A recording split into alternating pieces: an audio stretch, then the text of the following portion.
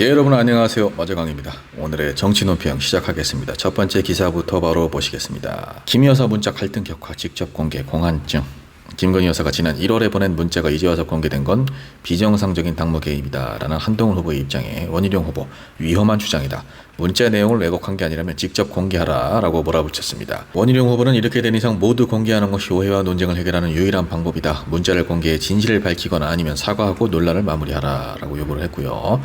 어떤 근거를 가지고 그 당무 개입으로 이걸 끌어들이는 건지 지금 루비콘강을 이미 건넜거나 건너가고 있다. 한동훈 후보 측 문자를 받은 사람이 일방적으로 원문을 공개하는 건 적절치 않다. 문자를 보낸 사람이 판단해야 한다라는 것이고요. 한동훈이 대표가 되는 것에 대한 공포증, 공안증의 발로다라고 논란을 평가절하했습니다. 이번 선거판과 현재 구도에서 나온 일종의 다른 그 의도가 있는 게 아닌가라고 생각을 하고 있다. 이번 사태가 김 여사의 당무 개입 논란으로 확산되는 모양새 대통령실은 처음으로 입장을 밝혔습니다. 대통령실 고위 관계자는 국민의힘 전당대회 선거 과정에서 일절 개입과 관여를 하지 않았고 앞으로도 그럴 것이다 라고 선을 그었습니다. 한동훈 후보도 이렇게 자꾸 간을 보지 말고 공개를 하세요. 본인이 떳떳하면 공개를 하면 되지 않습니까? 같은 당에서 이렇게 계속해서 사퇴를 하라고 요구를 하고 있고 정치적으로 몰리고 있는 이런 상황인데 왜 공개를 안 합니까? 받은 사람이 왜 공개하냐? 뭐가 두려워서 공개를 못 하고 있는 겁니까? 그리고 김건희 여사는 사과를 할 마음이 있었으면 사과를 하시면 됩니다. 왜 안 하고 있습니까? 지금 한동훈 후보가 비대위원장입니까? 아니지 않습니까? 총선 시즌에는 선거에서 질 것 같으니까 내가 대국민 사과를 하겠다.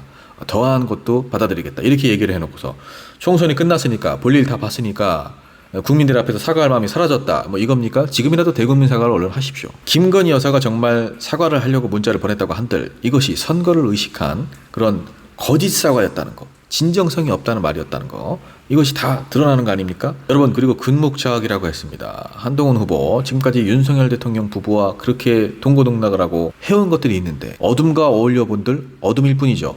이제 와서 손절하려고 한들 되겠습니까? 다 한동훈 후보 자업자득입니다. 그리고 영부인의 문자를 무시했다는 것, 그것 가지고 이렇게 이 난리를 치는 것 자체가 이미 그동안 영부인이 국정에 계속해서 개입을 했다는 거, 그리고 여당에 깊숙이 개입했다는 거, 비선 실세로서 권력을 휘둘렀다는 거, 그것을 스스로 인정을 하는 겁니다. 사과를 할 의도였건 아니었건 간에 영부인이 대통령이 아니죠. 영부인과 수백 통 이상의 문자를 주고받던, 공사 구분을 못하던 한 고위 공무원을 비대위원장 자리에 앉힌 건 윤석열 대통령이고 그걸 막지 않은 건 국민의힘입니다. 부끄러운 줄 아셔야 됩니다. 정말 다들. 다음 기사입니다. 최상병 순직 사건 수사 결과 발표. 임성근 전 사단장 3명 불송치. 경북경찰청 오늘 최상병 사건 수사 결과를 발표를 했고요. 업무상 과실치사 혐의로 수사 중이던 해병대 관계자 9명 가운데 임성근 전 해병대 1사단장, 하급 간부 2명, 3명에 대해서는 혐의를 인정하기 어려워서 불송치하기로 했다. 작전 통제권이 없었는데도 여러 수색 지시를 했다는 직권 남용 혐의에 대해서 소방당국 등 관계기관과 협의된 수색 지침을 충실히 하라는 취지일 뿐 위법하거나 부당한 것은 아닌 것으로 보인다라고 설명을 했죠. 특히 작전 통제권이 없는 임 사단장에게 수색 관련 위험성 평가 의무가 있었다고 보기 어렵다. 바둑판식 수색, 가슴 장화 착용도 기존 지침이나 상급부대 상황을 따른 것으로 수중 수색 지시로 보기는 어렵다라고 밝혔습니다. 결국에 사단장은 제외가 된 거고 포병 11대 대장, 제7대 대대장, 수색조장 이런 사람들만 이제 검찰에 송치를 한 건데 이유는 임성근 전 사단장이 지시한 게 최해병이 입수하게 된 그런 명시적 근거가 있느냐, 관련성이 있느냐, 입증이 안 된다 그거죠. 경찰은 그냥 자기네들이 책임지기 싫으니까 이제 심의위원회에서 나온 결과 그대로 따라가는 것 같은데 수사심의위원회가 있죠. 학자들, 법조인들 이렇게 논의를 하는 그런 기구인데 거기서 나온 그대로 이제 가는 거죠. 적어도 판단에 대한 근거를 수사심의위원회로 떠밀 수가 있으니까 이렇게 하는 것 같은데 이거 질의응답 공개를 했습니까? 비공개죠. 심의 내용도 비공개, 표결 결과도 비공개. 임성근 사단장이 이렇게 제외가 돼버리면은 결국에는 전 국방부 장관도 제외가 되는 거고 윤석열 대통령도 제외가 되죠. 이렇게 너무 뻔히 눈에 보이는 행동들을 하니까 국민들이 자꾸 화가 나는 겁니다. 여러분, 애초에 혐의자에 포함이 되어 있었던 전 사단장이 대통령과 국방부 장관의 통화 이후에 갑자기 거기서 제외가 되어버렸고 대체 대통령은 무엇에 경로를 한 것이며 그리고 국방부 장관은 왜 직접 사단장의 휴가를 지시를 한 건지 이 정확한 이유가 무엇인지 밝혀야 되지 않겠습니까? 그러려면 이제는 특검밖에 없죠. 어차피 경찰의 수사 결과는 다들 기대를 안 하셨겠죠. 특검 같은 경우에 국민의힘에서 마치 당에 사활이 걸린 듯 필사적으로 맡고 있죠. 왜 그러겠습니까? 왜 그렇게 특검을 필사적으로 맡겠습니까? 그 이유는 국민 여러분들이 더 잘 아실 거라고 생각합니다.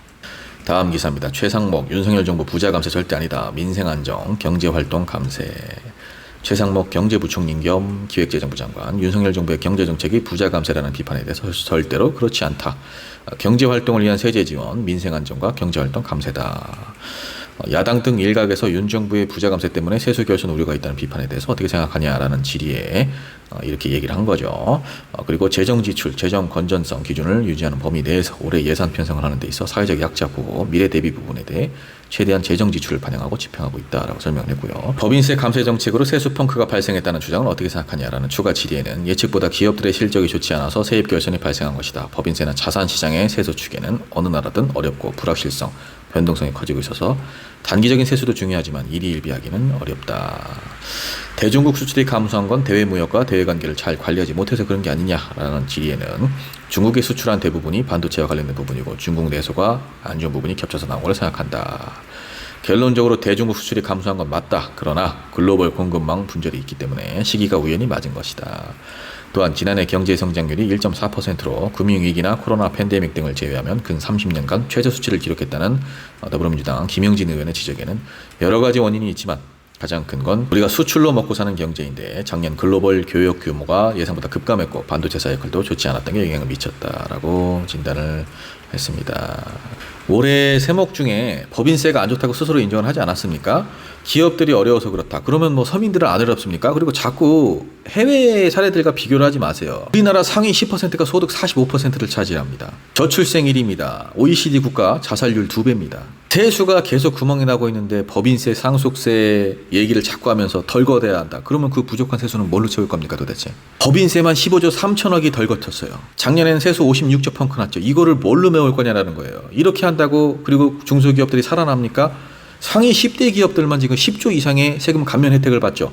대기업들만 이익을 계속 보고 경기는 침체되고 기업들이 어렵다. 세금을 덜 걷어야 한다.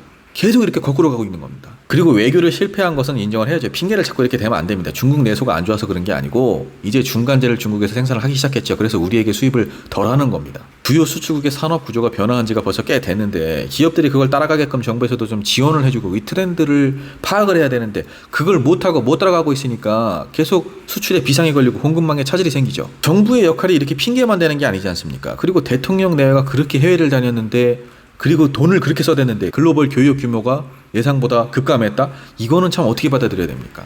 마지막 기사입니다. 권익위원장 명품백 사건 종결 반발위원 자신 사퇴 유감.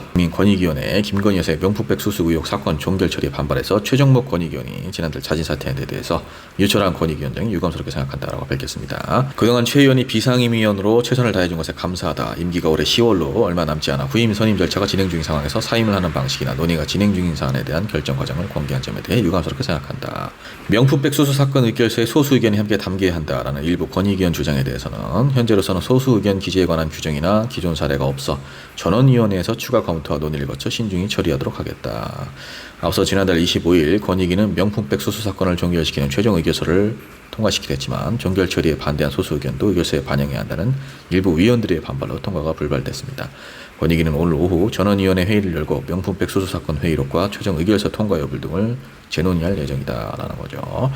최정무 의원이 사퇴를 한 거는 좀 됐죠. 2주 정도 된 것 같은데 권익위원장이 뭐 이제서야 입장을 밝힌 거죠. 이렇게 사건이 허무하게 종결된 것에 대해서 국민 여러분들께 죄송스러운 마음이고 그 부분에 대해서 좀 책임을 지겠다라면서 이제 사퇴를 하신 거죠. 여기서 또 하나 팩트를 밝혔죠. 김건희 여사 명품백 사건 종결을 결정하면서 청탁금지법만 논의라고 알선수재나 공직자윤리법 이런 것들은 아예 논의 자체도 하지 않았다. 다루지조차 않았다. 이렇게 밝혔죠.